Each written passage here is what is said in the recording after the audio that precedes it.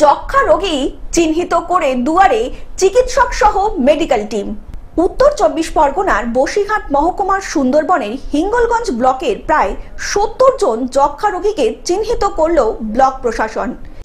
ডাল মানে সয়াবিন, ছোলা, খেজুর যা শরীর খেলে উনি একটু মানে সুস্থ হয় বা মানে একটু বল বা একটু শক্তি পায়, তার জন্য এইগুলো আমরা পঞ্চায়েত থেকে একটা সামান্যতম এইগুলো আমরা তার হাতে তুলে দিলাম।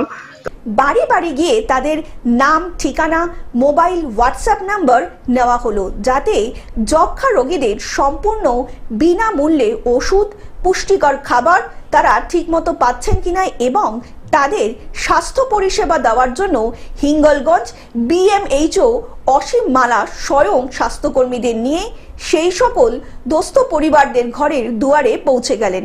বর্তমানে টিবি মুক্ত পঞ্চায়েত গঠনের জন্য সমস্ত পঞ্চায়েতের কর্মী, প্রধান থেকে শুরু করে সমস্ত লেভেলের মানুষজন যাতে টিবি রোগীর পাশে এগিয়ে আসে, তার জন্য আমাদের একটা উদ্যোগ নেওয়া হয়েছে, যেটা হচ্ছে বলা হচ্ছে যে টিবি মুক্ত পঞ্চায়েত গঠন, যাতে ভবিষ্যতে আর কোনো মানুষ টিবিতে আক্রান্ত হয়ে মৃত্যু যেন না ঘটে। প্রতি বছরই কেন্দ্র ও রাজ্য সরকার যক্ষা রোগী নিরাময়ের জন্য বিভিন্ন সময় প্রচার করে থাকেন, সচেতন বার্তা দিয়ে থাকেন মানুষের মধ্যে।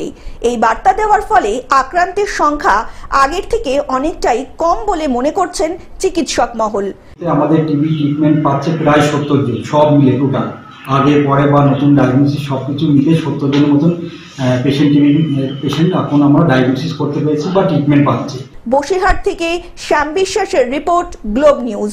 এখন থেকে গ্লোব টিভি দেখুন আপনার স্মার্টফোনেও। গুগল প্লে স্টোর অথবা অ্যাপল স্টোর থেকে ডাউনলোড করুন গ্লোব টিভি লাইভ অ্যাপ। এছাড়া জিও টিভি অ্যাপ থেকে দেখুন গ্লোব টিভি লাইভ।